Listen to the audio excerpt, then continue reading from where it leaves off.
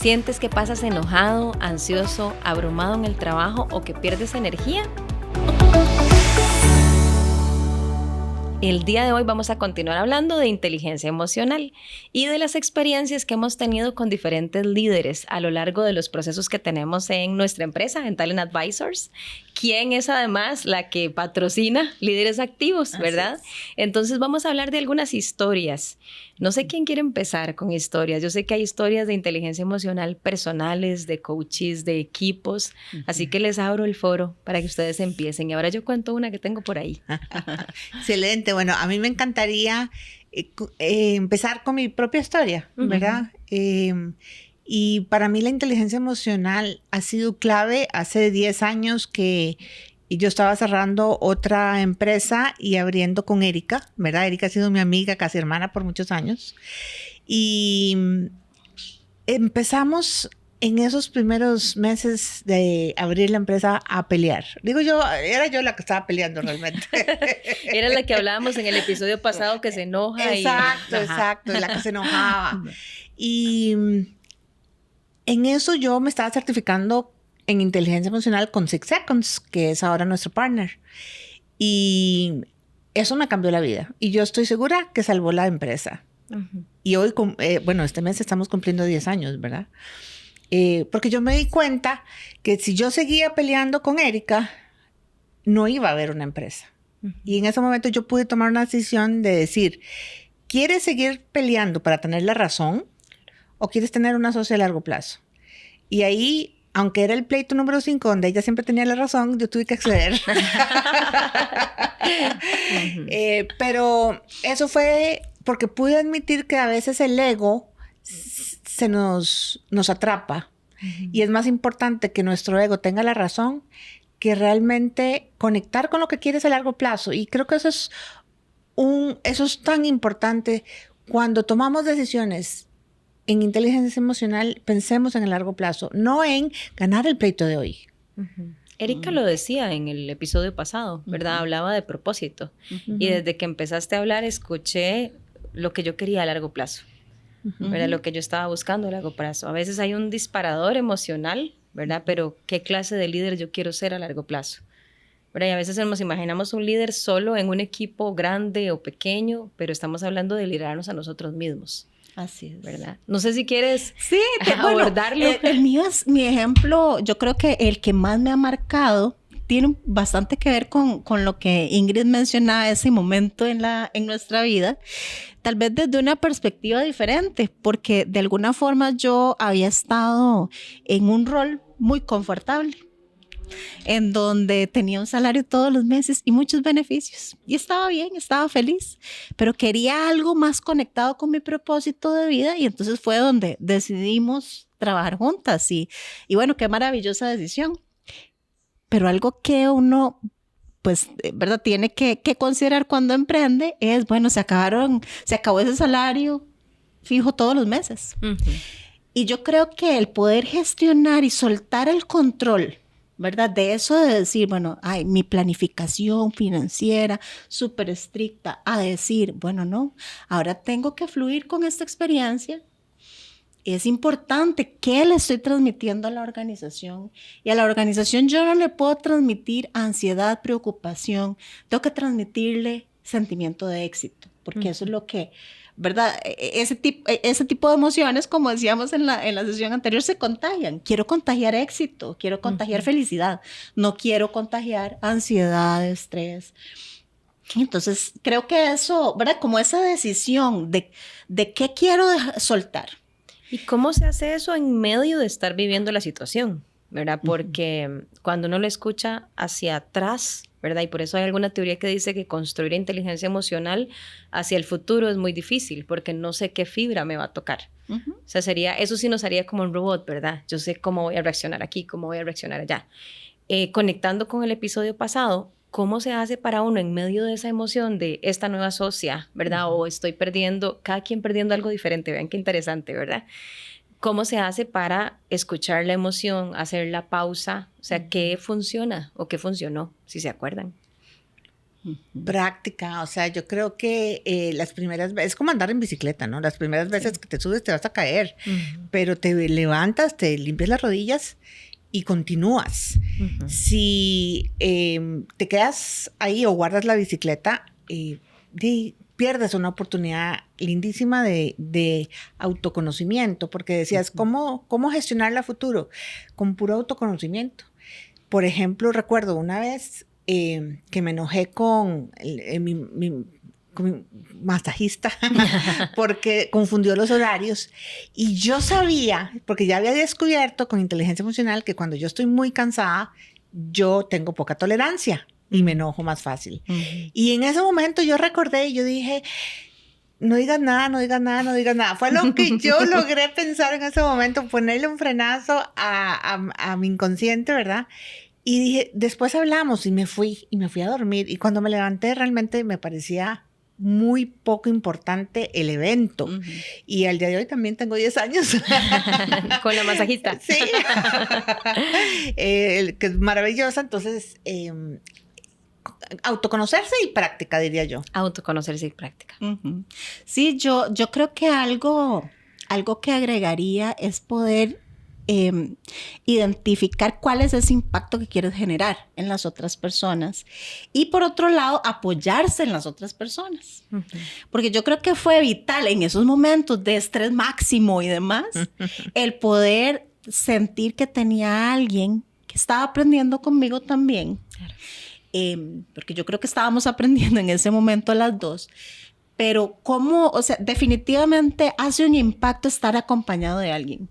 A veces es un compañero, a veces es un coach, a veces es un psicólogo, ¿verdad? A veces es tu pareja, pero encontrar esas personas con las que te pueden ayudar a cuestionarte, a preguntarte si hay alternativas. Yo creo que por eso es que el coaching funciona, ¿verdad? Porque nos ayudan a pensar. Más que nos den soluciones, nos ayudan a pensar, y eso ayuda muchísimo en las emociones, ¿verdad? Esas preguntas son vitales. Sí, me recuerdas que primero estamos en una era de mucha soledad, ¿verdad? Y eso, los liderazgos a mayor nivel tienden a ser muy solos. Y más ahora. Con los ambientes híbridos o totalmente virtuales, ¿verdad? Sí, donde nadie te ve, ¿verdad? Y a veces y aquí también hacer la invitación a los equipos, ¿verdad? Porque a veces creemos que el líder tiene que saber gestionar todo o gestionarse todo solo, ¿verdad? Y los equipos creo que también pueden ser esa parte donde uno se puede desahogar un poco, ¿verdad? Entendiendo los contextos, transmitiendo lo que queremos transmitir. Y también que sea la persona que me pregunte, ¿verdad? Te veo así, ¿verdad? ¿Necesitas algo? ¿Verdad? Yo creo que es bueno pensar en que el equipo también acompaña. Yo recuerdo un caso que acabo de observar, un proceso de coaching donde ya ella hizo muchas cosas de estas, ¿verdad? De preguntarse cómo está, requirió coaching, terapia, porque el peso emocional de lo que había descubierto de su comunicación era muy interesante, porque ni siquiera era enojo. Lo que la gente percibía era enojo. Lo que ella tenía era un exceso de pasión por resolver. ¿Verdad? Entonces, me identifico con eso. Entonces ella decía, yo siento esta empresa, una multinacional gigante, como mía. Entonces yo todo lo resuelvo, yo no duermo, no descanso, yo me meto en todo, y todo ese ímpetu el equipo lo percibía como nunca le quedamos bien. Agresividad. No. Entonces sí ha hecho un trabajo muy grande en coaching y en terapia, porque somos un ser integral, y ahorita el trabajo es cómo las emociones del equipo no le impactan tanto, o el peso emocional. Pero una gestión completamente diferente, al punto que hace una semana o 2, no recuerdo bien, otra persona del equipo le gritó en una reunión. Y todo el equipo dijo, ¿verdad? ¿Ahora qué va a pasar aquí? ¿Algo va a suceder? No, ella me dijo, para mí fue tan doloroso que yo sabía que necesitaba quitar la cámara y respirar. ¿Verdad? La misma persona que antes ponía toda su pasión, hubiera defendido, se hubiera puesto los guantes, ¿verdad? Entonces, qué importante también cómo eso va a causar un impacto en el equipo y viceversa, ¿verdad? La emoción que estamos teniendo. Bueno, ¿cómo aprendemos de las historias? ¿Alguna otra historia para irnos moviendo acciones hoy que quisieran compartir sobre la inteligencia emocional en los líderes activos? Mira, creo que historias hay miles. Realmente cada vez que damos un taller de liderazgo escuchamos muchas historias y creo que lo que he observado en los equipos es que los líderes en general tienen muy buenas intenciones, ¿verdad? Muchas veces llegan ahí sin ningún tipo de entrenamiento, capacitación, conocimiento. Y entonces intentan ser su mejor versión de líder a puro empírico, digamos, intuición o lo que yo observo, o incluso lo que yo observo en otros líderes de la organización. Y ahí es donde empezamos a copiar patrones. Entonces, recuerdo esta vez este líder que me decía, es que mi jefe me pone reuniones en los días en que se supone que no hay reuniones, ¿verdad? Entonces, y yo le digo, bueno, pero ya, ¿qué le has dicho? No, es que él me dice, aprovechemos que no hay, ¿verdad? Reuniones ese día y pongamos nosotros nuestra reunión. Y yo le pregunto, ¿y tú qué le respondes? Que sí. Entonces, eso es un ejemplo de cómo tu inteligencia emocional no te permite decirle a tu líder, mira, este espacio es para mí, para sacar mi trabajo, ¿verdad? O este espacio es para mí, para tener mis unos a unos con mi gente, ¿verdad? Entonces, el cómo las emociones te impiden hablar, te impiden decir, afecta claramente a tu equipo y eso va a impactar en el clima. Entonces, nuevamente volvemos al piloto automático. Si yo no me estoy percatando, va a ser lo mejor que salga, pero a veces no es lo mejor para los demás ni para mí. Y he escuchado gente que dice, sí, pero el miedo también genera resultados. Aquí yo lidero por miedo y la gente me hace caso y da resultados. Puede ser, pero preguntaría si es un resultado sostenible. Porque en el nuevo liderazgo con las nuevas generaciones, ese estilo no te va a rendir mucho. Vas a empezar a tener alta rotación, trabajos más o menos hechos, ¿verdad? Y lo peor es que estamos realmente perpetuando que eso pase porque la gente aprende por ver a los demás. Para observarlos. Sí, un ejemplo que se me venía a la cabeza, que creo que fue muy, muy importante por el impacto que este líder empezó a tener, ¿verdad? Es un líder que llega a coaching sintiéndose derrotado porque tuvo las peores calificaciones de toda una organización enorme, ¿verdad? Las calificaciones que le daba a su equipo, y él no entendía si él hacía todo lo que le habían pedido. Lo interesante es que todo lo que le habían pedido era algo que no era coherente con su forma de ser, ¿verdad? Entonces su forma de ser, él quería ser más cálido y él sentía que la organización le estaba pidiendo solo enfóquese en el resultado. Entonces era muy interesante porque la gente lo percibía como ese líder que solo se enfoca en el resultado y en su esencia él era conexión, pero estaba dejando de ser sí mismo. Cuando él entiende y descubre, ¿verdad? Claro, la emoción va a salir. Yo estoy haciendo algo que no es coherente con lo que yo quiero hacer. La gente lo va a percibir. Yo me voy a sentir incómodo. Cuando entiende y descubre lo que verdaderamente le estaba sintiendo con esta interacción que estaba teniendo, que para él también era extremadamente ansiosa. Y el resultado que estaba teniendo, ahora entendía que no era el que quería. Y entiende esto y vuelve a su esencia siendo más cálido. Sí, enfoca en resultados, pero de una forma cálida, acompañando a ese equipo. Sus resultados mejoran en cuestión de un año. Y uno dice, eso no es posible, pero sí es posible. Sí, sí es posible. El poder del autoconocimiento, ¿verdad? Ayer cerrando una sesión de equipo, les preguntaba qué es importante que la gente sepa de ustedes para comunicarse mejor con ustedes. Y esos regalos de la vida que el líder principal dice, a ver, yo no doble chequeo a la gente en la que confío, ¿verdad? Yo confío tanto en la gente con la que trabajo que lo que me dicen yo lo creo.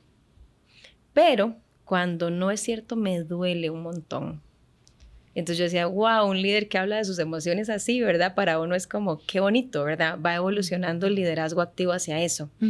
Y además se nota por la forma en la que lo dice y como lo dice que ha trabajado en conocerse. Que él sabe ese tipo de liderazgo con el que conecta, ¿verdad? Y sabe cómo le hace sentir cuando la gente de pronto no le dice toda la verdad, dice él, ¿verdad? Y cómo le pesa emocionalmente. Entonces vamos cerrando.